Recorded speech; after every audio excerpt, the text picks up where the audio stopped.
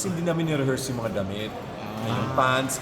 So doon na lang sa concert na parang, sabi ko, shit, masikip pala to. Ay, as in, doon ko na nasuot sa mismong show.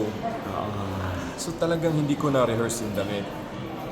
So nahubad ko naman yung sando. At least. Makasama ko, di ba yung babatang. Dalawang diba box. Ayun, nag-enjoy naman kayo doon sa prod na yun. Okay naman, pero may video bitin nga. Eh kasi